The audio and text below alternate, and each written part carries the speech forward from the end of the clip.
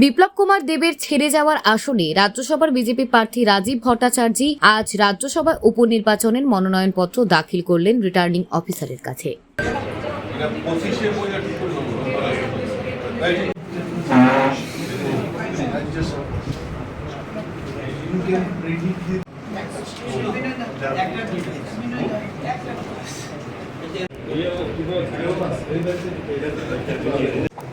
আমি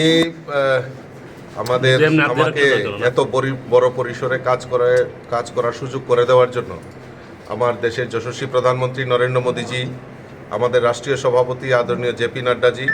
আমাদের গৃহমন্ত্রী অমিত ভাই শাহজিকে ধন্যবাদ জানাই যে আমার মতো এরকম ছোট কার্যকর্তাকেও এত বড় পরিসরে কাজ করার একটা সুযোগ করে দিয়েছে। আমি সকলের আশীর্বাদ নিয়ে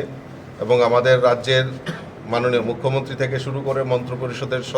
সবার আশীর্বাদ নিয়ে আমি এই ত্রিপুরার জন্য যে ডেভেলপমেন্ট ওয়ার্ক চলছে তাকে আরও ত্বরান্বিত করার জন্য আমি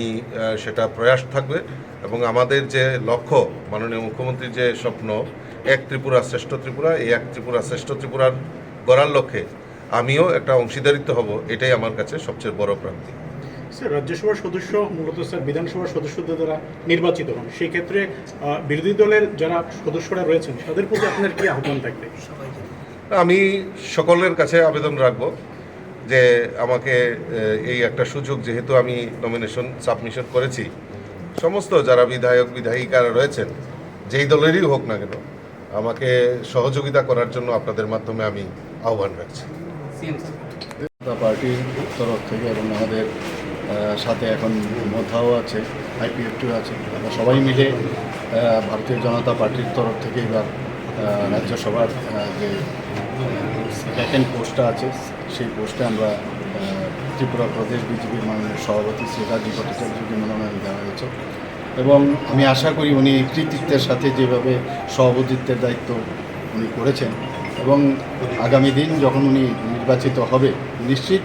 যে ত্রিপুরা রাজ্যের জন্য খুব ভালো কাজ করবেন, সেটা আমি নিশ্চিত। এর জন্য আমি মাননীয় প্রধানমন্ত্রীজিকে এবং আমাদের রাষ্ট্রীয় অধ্যক্ষ জেপি নাড্ডাজি এবং অমিত শাহজিকে, আমাদের মাননীয় হোম মিনিস্টার, ওনাকে ধন্যবাদ।